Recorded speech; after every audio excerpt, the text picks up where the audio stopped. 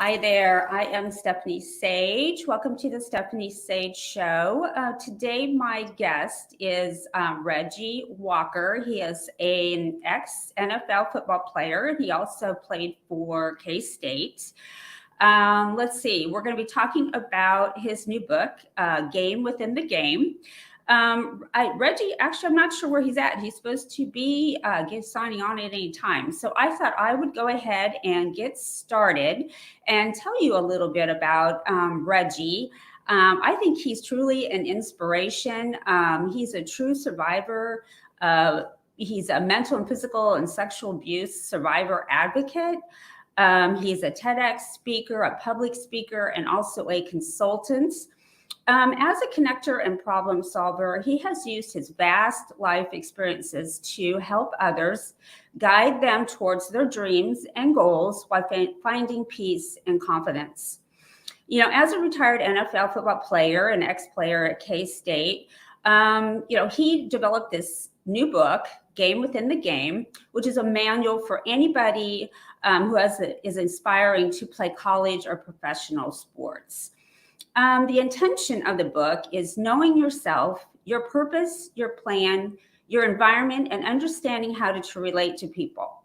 And I personally took the time to read his book this week, and this book really resonated with me. Anybody can get great value out of this book. It's about self-improvement, so anyone can relate to that to make themselves a better person and reach their goals. It's great for business people and, of course, athletes, anybody who is, playing high school sports right now, and you really want to get in there and make it onto a college team or ultimately become, a professional football player. That's what this book is designed for. Like I said, I really related to this book, and I love Reggie's story. I find him truly fascinating and inspirational, and I personally could really relate to a lot of his philosophies about life and achieving your goals. Like I said, the intention of his book is, getting to know yourself better, your purpose, what's your plan, what's the environment that you were raised in and that you're living in now. Because all of that affects, where you want to go, where you're going to go, and also possibly, you need to improve your relationships with other people to achieve your dreams and goals. Because relationships is what it's all about in any aspect of life, is learning to get along with people and using that to your abilities, but also helping others along the way. He talks about truths, which is one of the reasons I started my podcast. Is I think it's important that we all strive to find what our truths are. What is your personal truth? and understanding other people and their truths. He talks about the value of working in a team environment, building effective relationships, especially, with your coaches or maybe your boss at work, your fellow, people that you work with. And understanding too, more importantly, what are your personal strengths and weaknesses? And being honest with yourself, thinking about what do you have to offer as a person? What are your gifts? And then use it to find your purpose and find your right path in life. So I thought that was really cool. That was in the, very beginning preface of this book. And I think all that is very true in becoming a successful person. In chapter 1, he talks about 3 ideas and how to apply them to succeed in whatever you do. And the 3 things that he talks about is reframing, thinking in gray, and knowing your pearl. And these ideas are designed to help you see the big picture, make better decisions, know your true motivations in life, and understand yourself better. As you can see, I had to take a lot of notes because I didn't write this book. I simply read it. But so anyway, I'm going to be looking down quite a bit as I look at my notes. But when he talks about reframing, these are about, we all battle times with doubt, fear, pressure, how you view yourself, how you think others view you. And it's important to learn to understand weighing all the views that you have with yourself and others. And there's positive and negative things around you at all times. And you're always going to come across challenges. And it's important to take a look at all the positives and negatives in your life. And how are those going to affect your victories and failures ahead of time? Because that helps you plan and be more poised, to either achieve that success or possibly fail in that attempt to achieve that success. And then he talks about purpose. And this really resonated with me too. I think this is so true. How much harder is life when you're doing things you don't want to do for all of the wrong reasons? He says this is a cause for misery in life. And I think there's a lot of truth to that because, many people spend their days at a job that they don't like, or they're stuck in a career that didn't turn out to be what they thought it would be.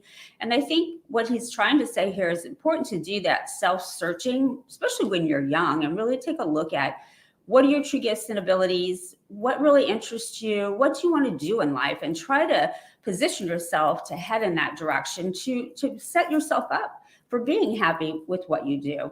You're just going to have a greater chance of success at that. So I thought that was really cool. Part of the first part.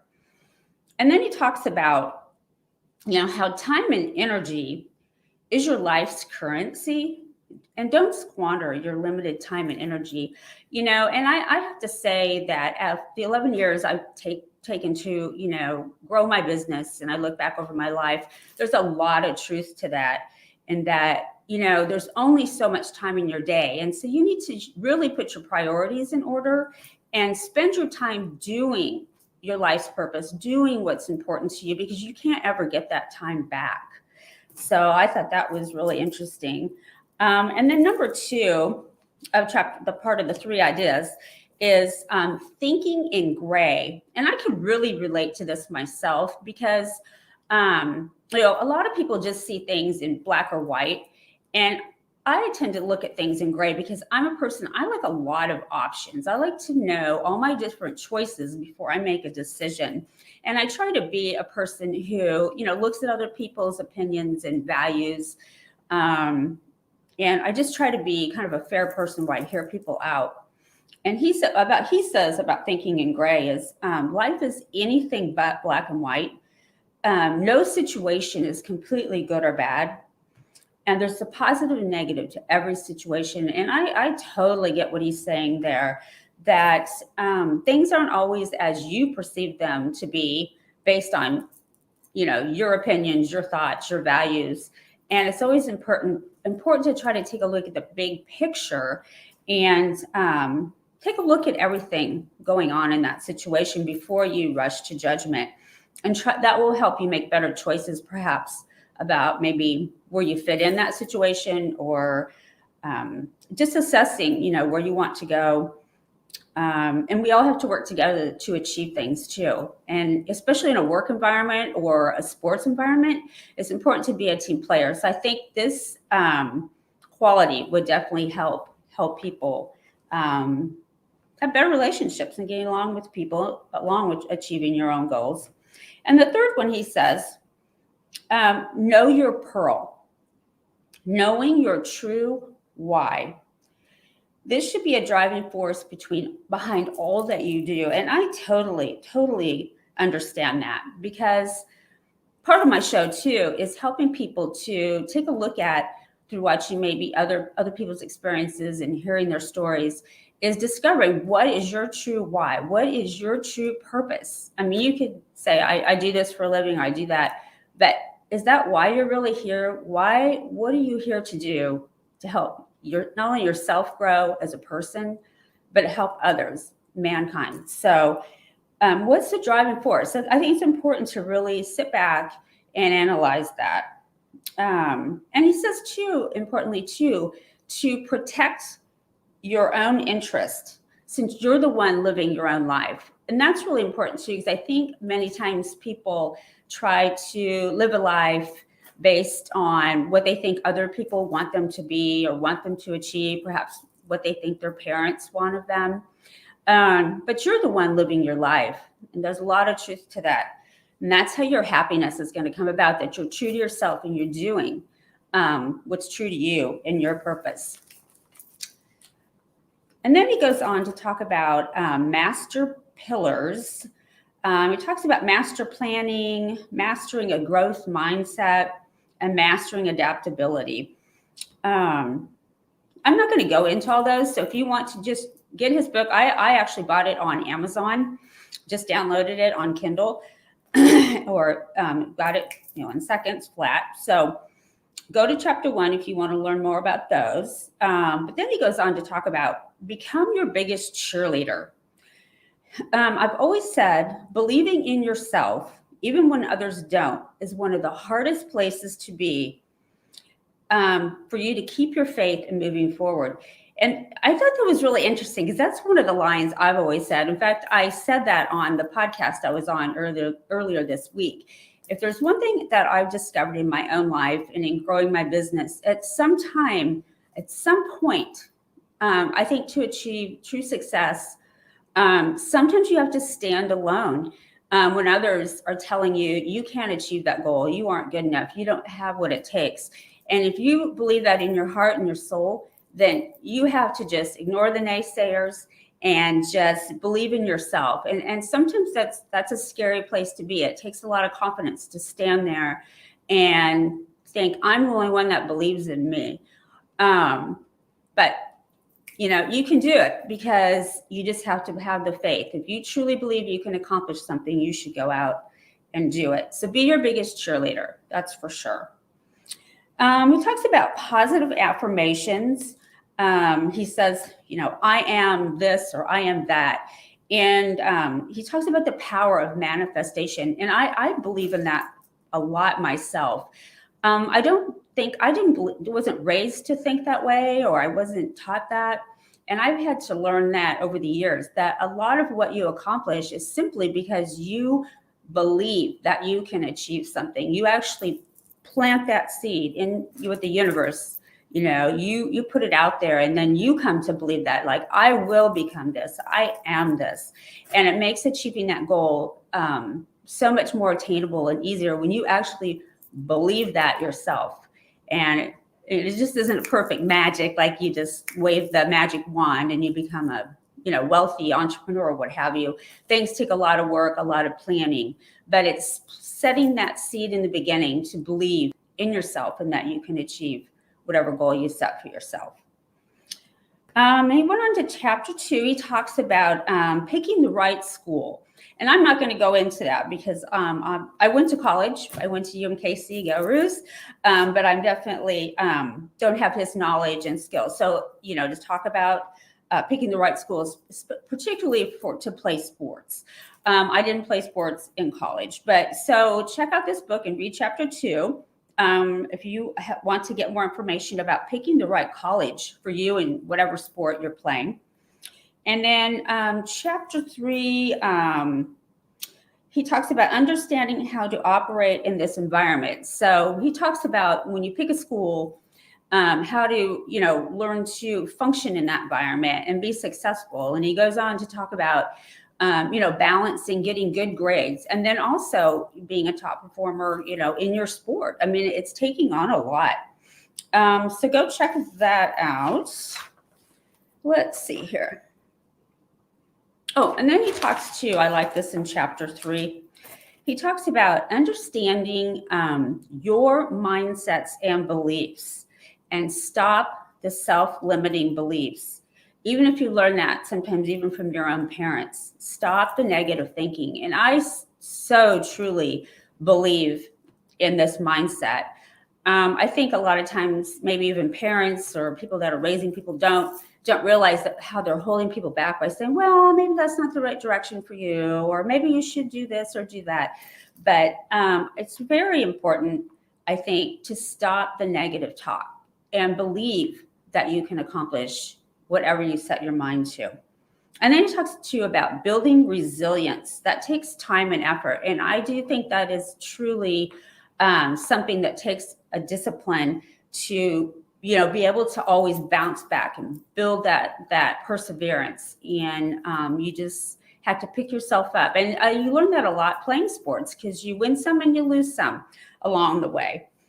And then in chapter 4, he talks about tools for success. He says, always be genuine, be your authentic self, always maintain your composure, which isn't always easy. But then he talks about, just if you give up your composure and you let somebody get your goat and make you upset, you're handing that power over to other people. He talks about grasp what is being asked of you and then do it. So understand, what your boss is asking of you or your coach. And then number 4, maintain 2 thoughts about yourself. Always be your number 1 cheerleader. Always believe you will overcome and you will come out on top. And if you want things to change, you must be the change. And I totally believe that too. We all need to be the change that we want to see in the world. That is for sure. And chapter 5, he talks about understanding how to be a great leader in sports and beyond. And, this talks about leadership on the field, off the field, business, and in life. And that's a great chapter. So go check out this book. Let's see here. And then he talks about, his life experiences, what he's gone through, how his personal healing has led him to create his personal mastery school. It's a program built to help anyone find answers to how to find it in themselves, to find their purpose and their plan. So you can actually take this course if you want to look at, developing yourself more, as finding, your purpose and your plan, your goals. He can help you with that. And his overall goal, I think in life, and definitely with the book, is to help those who don't have guidance learn the essentials to guiding themselves towards their dreams and goals, find peace and confidence in themselves, and ultimately win the battle against the biggest enemy, which is themselves. And that's really true too, that a lot of times we are our biggest critic, our biggest enemy is that our own self-doubt, that negative self-talk. And I think that's what he's talking about, is that we all have demons, we all have things from the past that affect, what we do. So this is just a quick summary of his book. I so wish Reggie could have joined us today. I don't know. I've checked my email, checked LinkedIn. But anyway, I was excited to have him on, but I'm excited to be able to share his book with you, because it is truly an inspirational, fabulous book full of great information to help you along in life, in business, or going on to college and playing sports, or ultimately becoming one of the 1% in the whole United States that gets to play NFL football. So go check out that book. It's Game Within the Game by Reggie Walker. You can contact him on LinkedIn. And then you can also get his book, I'm sure, a variety of places. I personally went onto Amazon and downloaded onto my Kindle, or you can, buy actual physical book if you want to. So anyway, check that out. And I will also have another show tomorrow with Keith Custer. And that's going to be a fabulous show tomorrow at 1. So be sure and check that out. And you all have a great rest of your day.